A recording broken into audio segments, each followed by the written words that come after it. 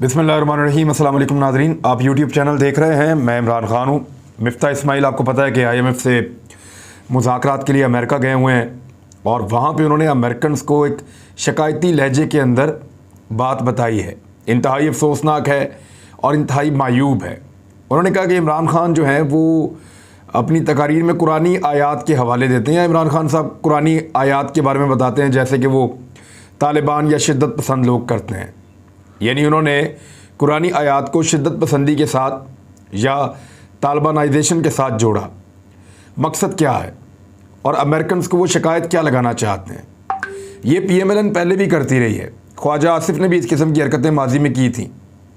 इससे ये साबित करना चाहते हैं वेस्ट के सामने कि हम लोग बहुत ज़्यादा लिबरल लोग हैं और हम आपकी तरह के लोग हैं, क्योंकि ये उनकी तरह के कपड़े पहन के जाते हैं, उनकी तरह की लाल नीली टाइयाँ लगाते हैं, उनकी तरह दिखना चाहते हैं, उनकी तरह खाते पीते हैं, तो उनकी तरह के कपड़े पहनते हैं ताकि उनके ज़्यादा करीब दिखें। उनका कोई चपड़ासी भी आ जाता है तो फ़ौरन उनके जैसे हुलिये में आ जाते हैं ताकि वो लोग ज़्यादा कंफर्टेबल हो जाएं। इमरान खान को इस किस्म का कम्प्लेक्स कोई नहीं है। अब ये कुरानी आयात जो इमरान खान साहब मिसाल के तौर पे अमर बिल मारूफ व नही अनिल मुनकर की वो बात करते हैं कि अच्छाई का हुक्म दो और बुराई से रोको, जब वो ये बात करते हैं तो उसको, क्योंकि ये तो अल्लाह ताला ने कुरान पाक में फरमाया है, कुरान पाक हमें रोशनी देता है, हमें हिदायत देता है, हमें रास्ता दिखाता है, हमारे लिए वो रहनुमाई है, हमारे लिए दुनिया से अलग होने का और सबसे अफजल और बेहतर होने का हमारे लिए एक रास्ता है। कुरान पाक एक लाइट है, रोशनी है, और वो उसको जोड़ रहे हैं ले जाके शिद्दत पसंदों के साथ और तालिबानाइजेशन के साथ। ये तो तमाम मुसलमानों के लिए है और ये किताब तमाम इंसानों के लिए है। हमारे नबी रहमतुल्लिल आलमीन है, हमारा रब जो है वो रब्बुल आलमीन है, सिर्फ रब्बुल मुस्लिमीन नहीं है या रहमतुल्लिल मुस्लिमीन नहीं है, सबके लिए है।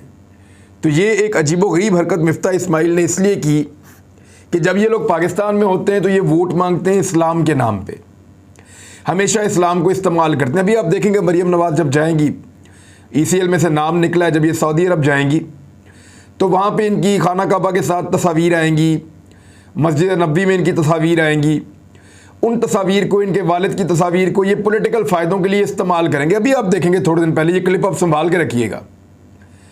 लेकिन जैसे ये मगरबी ममालिक में जाएंगे तो ये वहाँ कुछ और बन जाएंगे। पाकिस्तान के अंदर ये मज़हब को सियासत के लिए इस्तेमाल करते हैं, मगरब में जाके बताते हैं हमारा तो कोई ताल्लुक़ ही नहीं है मज़हब के साथ, वो तो इमरान खान है जो कुरानी आयात पढ़ता है और उसी तरह जैसे वो तालिबान पढ़ते हैं। यानी वो आदमी जिसने दुनिया में इस्लामोफोबिया के ख़िलाफ़ आवाज़ उठाई, वो आदमी जिसने नामूसे रसालत के हक़ में हमेशा बात की, उस आदमी के बारे में इस तरह की मायूब गुफ्तगू करना और इस तरह की चीज़ें करना, ये इंतहाई घटिया हरकत है, काबिल मुज़म्मत हरकत है। सिर्फ गोरों को खुश करने के लिए, सिर्फ उनको वेस्टर्न को खुश करने के लिए मगरबी ममालिक को आप इस किस्म के हथकंडे इस्तेमाल करेंगे। आप एक्चुअली इमरान खान की तौहीन नहीं कर रहे, आप अपनी आयात को निशाना बना रहे हैं। शर्म आनी चाहिए आपको। मौलाना फजलुर रहमान साहब इस हुकूमत का हिस्सा हैं, उनको 4 वज़ारतें मिली हैं। वो सदारती एक ओहदा है, सदर का ओहदा, उसके अलावा गवर्नरशिप पर बड़ी चीज़ों के लिए मारे मारे फिरते हैं। क्या वो आज इसके ऊपर ज़बान खोलेंगे? वो आज इसके ऊपर बात करेंगे कि मिफ्ता इस्माइल तुम्हारी ज़रूरत कैसे हुई कि तुमने कुरानी आयात की बात बोली यूं करके इमरान खान पे एलिगेशन लगाने के लिए और ले जाके उसको जोड़ दिया शिद्दत पसंदी के साथ? जिस तरीके से उसको पोर्ट्रे किया, अपने आप को लिबरल साबित करना चाहते हैं, तो आप दीन को इस्तेमाल ना करें। मौलाना फजलुर रहमान साहब से अब ये तवक्को की जाती है कि वो एक मजहबी सियासी जमात के लीडर हैं, वो इस बात पे एहतजाज करें और इस बात के ऊपर आवाज़ उठाएं और जवाब मांगें मौजूदा हुकूमत से और मिफ्ता इस्माइल से। ये मौलाना साहब का बहुत बड़ा इम्तिहान है। दूसरा, एक और बड़ी अहम चीज़, मिफ्ता इस्माइल ने IMF को ये गारंटी दे दी है और बाकायदा जो गारंटी उन्होंने दी है वो उनकी रिकॉर्डेड वीडियो मौजूद है। गारंटी उन्होंने ये दी है कि पेट्रोलियम मसनूआत के ऊपर जो सब्सिडी है वो वापस आते ही वापस ले ली जाएगी। अब ये मिफ्ता इस्माइल वो हैं या ये उनकी वो जमात है जो कहते थे कि पेट्रोल 100 रुपये का लीटर देंगे। आपको पता है अगर इन्होंने सब्सिडी वापस ले ली तो पेट्रोल जो है वो लगभग 250 या 200 रुपए के आसपास लीटर हो जाएगा। आम आदमी की कमर टूट जाएगी। इमरान खान ने ये सब्सिडी दी हुई थी और आईएमएफ के साथ नेगोशिएट भी किया था। वो ये कह रहे हैं कि हम चीजों को बेहतर कर रहे हैं, आईएमएफ का प्रोग्राम जो डीरेल हो रहा था उसको वापस ठीक करने जा रहे हैं। ये मिफ्ता इस्माइल ने किया और अब आईएमएफ को गारंटी देकर आ रहे हैं कि पाकिस्तान जाने के बाद हम ये सब्सिडी जो पेट्रोलियम मसनूआत के ऊपर है ये खत्म कर देंगे। यानी आप ज़हनी तौर पर तैयार रहें 180 रुपए का पेट्रोल खरीदने के लिए, या अगर ये पूरी सब्सिडी निकाल देते हैं तो 51 रुपए लीटर के ऊपर सब्सिडी है इस वक्त। ये 200 रुपए से ज्यादा महंगा पेट्रोल मिलेगा और ये वो लोग बेचेंगे जो कहते थे कि पेट्रोल हम 100 का कर देंगे और डॉलर हम 130 रुपए का कर देंगे, और ये तो ऐसी चीजें कि हम आते ही कर देंगे और बाकी चीजें भी सस्ती करेंगे। चीनी, आटा, घी, दालें, दवाइयां, पेट्रोल, बिजली, गैस, हर चीज ये हुकूमत महंगी करती जा रही है। सिर्फ 10 दिन आए हैं, सिर्फ 10 दिन हुए इनको इक़्तिदार संभाले हुए और ये इनकी हरकतें हैं। एक और बड़ी इंपॉर्टेंट खबर है कि सीपैक अथॉरिटी को ख़त्म कर दिया गया है। अब इसके बारे में मेजर मोहम्मद आरिफ हैं, रिटायर्ड, उन्होंने ये क्लेम किया है कि ये जो सीपैक अथॉरिटी को ख़त्म किया गया है ये अमरीकी ऑर्डर के ऊपर ख़त्म किया गया है, क्योंकि अमेरिकन नहीं चाहते कि सीपैक के ऊपर तेज़ी से काम हो, और क्योंकि मुबैना तौर पे इस हुकूमत को लाने में और पिछली हुकूमत को गिराने में एक रजीम चेंज ऑपरेशन हुआ था, और वो ऑपरेशन जो है उसमें अमेरिका का नाम लिया जाता है। तो अमेरिका क्योंकि इसका बेनिफिशरी है और वो ये चाहता है कि सीपैक को स्लो या ख़त्म कर दिया जाए, लिहाजा सीपैक अथॉरिटी जो है वो ख़त्म हो गई है। इस पे मेजर रिटायर मोहम्मद आरिफ ने ये क्लेम किया है कि ये अमेरिका के ऑर्डर्स के ऊपर हुआ है। ये बहुत इंपॉर्टेंट खबर है, सीपैक अथॉरिटी को ख़त्म कर दिया गया। इमरान खान के बारे में ये कहते हैं कि इकॉनमी को उसने तबाह कर दिया, लेकिन जाते जाते वो आदमी पाकिस्तान की इकॉनमी को क्या देकर गया, ये फिगर्स हैं मार्च के महीने के। मार्च वो आखिरी महीना था जिसमें इमरान खान साहब वज़ीर आज़म थे पाकिस्तान के। मार्च में उन्होंने OIC का इजलास पाकिस्तान के अंदर बुलाया, एक बड़ी कामयाबी।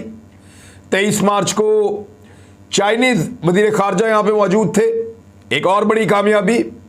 और इसी मार्च के अंदर जब ये पेश की गई तहरीक अदम एतमाद, तो इमरान खान साहब ने इस महीने में क्या परफॉर्म किया ये ज़रा सुने आप। जो चीज़ों की एक्सपोर्ट की पाकिस्तान ने, जो चीज़ें पाकिस्तान बनाता है उनको जो बैरून मुल्क पाकिस्तान ने एक्सपोर्ट किया, पाकिस्तान की तारीख में सबसे ज़्यादा एक्सपोर्ट्स इस आखिरी महीने में हुई हैं, जब इमरान खान का आखिरी महीना बतौर वज़ीर आज़म चल रहा था। 3 अरब अमरीकी डॉलर्स सबसे ज़्यादा आज तक की। IT एक्सपोर्ट्स 259 मिलियन अमरीकी डॉलर्स, ये भी अब तक की सबसे ज़्यादा। रेमिटेंसेस यानी जो ओवरसीज पाकिस्तानी पाकिस्तान में पैसा भेजते हैं, 2.8 अरब, लगभग 3 अरब अमरीकी डॉलर्स, ये भी आए। ह्यूज अमाउंट है, बहुत बड़ी अमाउंट है। और उसके अलावा 2018 का जब जून था, जब इनकी हुकूमत ख़त्म हो रही थी PMLN की, तो उसकी निस्बत जो इंपोर्ट्स हुई हैं इस महीने में वो भी लगभग 500 मिलियन अमरीकी डॉलर्स कम हुई हैं, या आप उसे कह दें कि लगभग आधा अरब अमरीकी डॉलर जो हैं वो कम हुई हैं इंपोर्ट्स। इसका भी पाकिस्तान को फ़ायदा हुआ। फरवरी का डाटा ये बताता है कि लार्ज स्केल मैन्युफैक्चरिंग जो है उसमें भी पाकिस्तान ने रिकॉर्ड कामयाबी हासिल की है, पहली मरतबा। ये सारी चीज़ें इमरान खान साहब जाने से पहले अपने आखिरी महीने में तोहफे के तौर पे इस कौम को देकर गए। अब इसको रिकॉर्ड का हिस्सा बनाया जाए और देखा जाए कि अप्रैल में, मई में, जून में ये जो हुकूमत बनी है इंपोर्टेड, ये पाकिस्तान के साथ क्या करती है। एहसन इकबाल ने एक स्टेटमेंट दिया है और वो स्टेटमेंट बहुत इंपॉर्टेंट है, लोग उसके ऊपर बात कर रहे हैं। वो स्टेटमेंट मैं आपके सामने रख देता हूँ। मुरासला पब्लिक करने से पहले अमरीकी इजाज़त लेना होगी, यानी इनको हर चीज़ के लिए अमरीकी इजाज़त चाहिए। अब हुकूमत गिराने से पहले अमरीकी इजाज़त, बंदे ख़रीदने से पहले अमरीकी इजाज़त, बंदे तोड़ने से पहले अमरीकी इजाज़त, हुकूमत बनाने से पहले अमरीकी इजाज़त, यानी हर चीज़ के अंदर अमरीकी इजाज़त चलेगी पाकिस्तान में।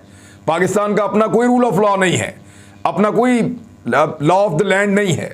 यानी मुरासला पब्लिक करने से पहले अमरीकी इजाज़त लेना होगी। अब आप उसके ऊपर से कोड हटाएं, कोड उसके ऊपर से हटाएं और उसका पूरा कंटेंट पब्लिक के सामने रखते हैं।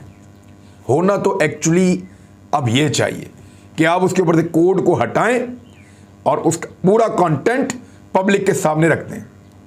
एहसन इकबाल ने कहा कि इसको पब्लिक अगर करना होगा ना तो पहले इससे अमेरिका की हमने इजाज़त लेनी होगी और अमेरिका की इजाज़त लेकर ही हम ये काम कर सकते हैं। एहसन इकबाल से सवाल पूछा जाता है एक प्रोग्राम में कि जनाब आप ये बताएं कि इसके अंदर तहरीक-ए-एतमाद का जिक्र है, तो इसका जवाब नहीं देते।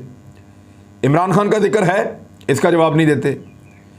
यानी जवाब दे ही नहीं रहे, कह रहे साजिश नहीं है बस उसमें। यानी अमेरिका अपने मुरासले के अंदर लिखेगा कि हम एक साजिश करने वाले हैं, लिहाजा तगड़े हो जाओ। ऐसा तो कभी नहीं होगा। अमेरिका ने उसके अंदर इमरान खान का वर्ड भी लिखा, अमेरिका ने उसके अंदर जो है वो तहरीक-ए-एतमाद का वर्ड भी लिखा, अमेरिका ने उसके अंदर ये धमकी भी दी कि निकालोगे तो गलतियां माफ़, नहीं निकालोगे तो संगीन नताइज। और फिर अमेरिका ने फाइनली ये भी कहा कि आपके और हमारे ताल्लुकात का इन्हिसार अदम एतमाद की कामयाबी के बाद तय होगा। ये सारा कुछ मुरासले के अंदर मौजूद है और रिपोर्ट हो चुका है, इससे तो अब नहीं भाग सकते। उसका कंटेंट पब्लिक करें। मेरे ख्याल में किसी अदालत में जाने की, किसी जगह पे जाने की ज़रूरत नहीं है। इमरान खान साहब ने वैसे मुतालबा किया है कि अदालत के अंदर इसकी ओपन हेयरिंग की जाए। ओपन हेयरिंग का मुतालबा उनकी बड़ी स्मार्ट मूव है। अगर अदालत इमरान खान साहब के खिलाफ भी फैसला दे देती है, जो रात को 12 बजे जो अदालतें लगी हैं, सवाल उनसे पूछा गया इमरान खान साहब से कि जो अदालतें रात को 12 बजे लगी हैं, आपको लगता है वो आपको इंसाफ देंगी? तो इमरान खान साहब ने उसी अदालत के पास जाने का इशारा दिया और कहा वहीं जाएंगे और अदालत के अंदर ये केस ओपन सुना जाए लोगों के सामने, इसको छुपाया ना जाए, इन कैमरा ना किया जाए। उससे होगा पता कि अदालत फैसला कुछ भी देगी लेकिन हकायक पब्लिक के सामने आ जाएंगे। एक एक जुमला, एक एक चीज़ डिस्कस होगी, एक एक बंदे का इंटरव्यू किया जाएगा, सवाल जवाब होंगे, आर्गूमेंट होंगे, जरा होगी और वहाँ कमेंट्स आएंगे अदालत के। ये सारी चीज़ें बेनकाब हो जाएंगी, फैसला चाहे कुछ भी आए। तो इसका इमरान खान साहब को बहुत फ़ायदा होगा। ये उनकी एक बड़ी स्मार्ट मूव है जो उन्होंने प्रेस कॉन्फ्रेंस करते हुए इसको डिमांड किया था। लेकिन वो कह रहे हैं कि मुरासला पब्लिक करने से पहले अमेरिका की इजाज़त चाहिए होगी। तो जनाब लें फिर आप अमेरिका की इजाज़त। पब्लिक तो अमेरिका की इजाज़त नहीं ले रही। DGISPR का एक स्टेटमेंट आया है। इससे पहले कि मैं आपको बताऊं बिलावल और नवाज शरीफ में क्या चल रहा है और इमरान खान साहब ने क्या तैयारी की है, DGISPR का स्टेटमेंट आया है और बड़ा इंपॉर्टेंट स्टेटमेंट है। उन्होंने कहा कि अफवाज पाकिस्तान ने मुल्क का भरपूर दिफा और हर किस्म की साजिश को नाकाम बनाने के अज़म का इजहार किया है और पाकिस्तान को मैली आंख से देखा गया तो उस आंख को निकाल देंगे। पाकिस्तान के खिलाफ साजिश की कोशिश की गई तो कामयाब नहीं होने देंगे। इंटेलिजेंस एजेंसीज और इदारे काम कर रहे हैं। ये उनका स्टेटमेंट था। हालात वैसे थोड़े से क्रूशल हैं कुछ जगह पे। पाकिस्तान में वॉर इन टेरर अभी भी चल रही है, दहशतगर्दों के खिलाफ लड़ाई, लेकिन बाहर से कोई इतना बड़ा खतरा पाकिस्तान को ऐसा दिखाई नहीं दे रहा कि इंडिया के साथ या किसी और के साथ हमारी खुदा न खास्ता कोई जंग में हम जा रहे हैं। लोगों ने सोशल मीडिया के ऊपर इसके ऊपर खासी तनकीद की है। मेरा ये मानना है कि पाकिस्तान के अंदर खतरा बढ़ चुका है। मुझे ये लगता है कि वो लोग जो सारे मुल्ज़िमान थे या मुजरिम थे, उनमें से कुछ वो ज़मानतों के ऊपर बाहर आके और पाकिस्तान का इक़्तिदार संभाल चुके हैं। 100 के करीब लोगों का नाम ECL में से निकाल दिया गया है। वज़ीर दाखिला का ECL में से नाम, आदि काबीना का ECL में से नाम निकाला गया है। नवाज शरीफ का निकाल दिया, हमजा शहबाज का निकाल दिया, मरियम का निकाल दिया, वज़ीर आज़म का निकाल दिया, वज़ीर दाखिला का निकाल दिया, वज़ीर रेलवे का निकाल दिया और पता नहीं किस किस के नाम इन्होंने ECL में से निकाल दिए हैं। यानी अब जिसका दिल चाहे, जहाँ दिल चाहे वो जा सकता है आज़ादी के साथ। अब उसको नहीं रोका जाएगा। तो ख़तरा मुझे ऐसा लगता है कि अंदर है, नकब लग चुकी है और एक इम्पोर्टेड हुकूमत पाकिस्तान में ऐसी बनी है जो आधी से ज़्यादा कैबिनेट उनकी मुल्ज़िमान पर थी और वो ज़मानतों के ऊपर थे और उनके ऊपर संगीन करप्शन के इल्ज़ामात थे और इल्ज़ामात नहीं, बहुत सारी चीज़ें साबित होती हुई दिखाई दे रही हैं जिनके अभी तक जवाब देने में ये लोग नाकाम रहे हैं। तो नकब अंदर लग चुकी है। लोगों ने DGISPR के स्टेटमेंट के ऊपर बहुत ज़्यादा सोशल मीडिया के ऊपर फिर आग लगी हुई है और लोग फ़ौज के किरदार के ऊपर बार बार इसलिए इशारे करते हैं कि उन्हें लगता है कि इस सूरत हाल से फ़ौज उन्हें बचा सकती थी, कि पाकिस्तान के अंदर मुदाखलत हो रही थी या एक रजीम चेंज ऑपरेशन हो रहा था जिसमें अंदर से भी लोग शामिल थे और बाहर से इमरान खान साहब का क्लेम है कि लोग शामिल थे। और जिस तरीके से ये सारा गंद फैलाया गया पाकिस्तान में, ख़रीदो फरोख्त हुई, हॉर्स ट्रेडिंग हुई, जैसे आधी रात को अदालतें लगीं, तो अदालत लगना और ये सारी चीज़ें होना, लोग अफवाज पाकिस्तान की तरफ जो है वो उनकी शिकायत हैं और वो उसका इजहार करते हैं सोशल मीडिया पे। गो कि इमरान खान साहब ने कहा कि आप फ़ौज के ऊपर तनकीद ना करें और फ़ौज जो है वो इमरान खान से भी ज़्यादा ज़रूरी है इस मुल्क के लिए। दूसरी जानब बिलावल और नवाज शरीफ साहब की मुलाकात हुई है, एलामिया तो कुछ और है, खबर मैं आपको दे देता हूँ। उन्होंने मुबैना तौर पर जो खबरें रिपोर्ट हुई हैं उनके मुताबिक PMLN से बिलावल ने सीट एडजस्टमेंट मांगी है पंजाब में, क्योंकि उनको नज़र आ रहा है कि शायद सिंध में वो पहले की तरह ज़्यादा सीटें ना ले सकें, खैबर पख्तूनख्वा में भी उनकी जगह ना बने। इमरान खान बहुत तगड़े होकर इलेक्शन लड़ने के लिए आ रहे हैं, लिहाजा अब उनको पंजाब में कुछ मज़ीद नशिस्तें चाहिए होंगी। उनका इरादा था कि उनको 10 MNAs और 20 MPs की नशिस्तों के ऊपर सीट एडजस्टमेंट हो जाए, लेकिन PMLN ने उनको इतना तो नहीं दिया, लेकिन बहुत कुछ दिया है। वो सारा कुछ लेकर अब बिलावल भुट्टो जरदारी साहब पाकिस्तान वापस आ रहे हैं। ये वो बिलावल भुट्टो जरदारी साहब हैं जिनके सिंध के बारे में एक खबर छपी है और वो खबर पढ़ के मुझे खुद शर्म आ रही थी। सिंध में 1,19,936 अफराद के लिए सिर्फ एक सरकारी एम्बुलेंस होती है और वो भी ख़राब, यानी पूरे सिंध के पास टोटल 400 एम्बुलेंसेस सरकारी मौजूद नहीं है, यानी लगभग आप 1.25 लाख आदमी के लिए एक एम्बुलेंस, और वो भी ज़्यादातर एम्बुलेंसेस ख़राब होती हैं, काम नहीं करती, मौके पे काम नहीं आती, जैसे फायर ब्रिगेड काम नहीं कर रही थी। एम्बुलेंस सबसे शानदार और बेहतर वो होती है जो इन हुक्मरानों के स्क्वाड के साथ चलती है, जो इनके काफिले के अंदर चलती है। ये वो बिलावल हैं जो इक़्तिदार मांगने के लिए नवाज शरीफ के पास गए हैं, लेकिन सिंध की हालत, इनके पास गुज़िश्ता 15 साल से वहाँ पे हुकूमत है और सिंध की हालत आपके सामने है कि आग लगे तो उसको नहीं बुझा सकते, लोगों को अस्पताल ले जाना हो तो इनके पास एम्बुलेंसेस तक नहीं है। इमरान खान साहब ने फाइनल तैयारी का ऑर्डर दे दिया है अपने तमाम कारकुनों को और इस्लामाबाद लॉन्ग मार्च की तैयारियां हैं। क्या होगा आपको बताऊंगा अगले वीलॉग में। अब तक के लिए इतनी, अपना ख्याल रखिएगा, अपने इस चैनल का भी। अल्लाह हाफ़िज़।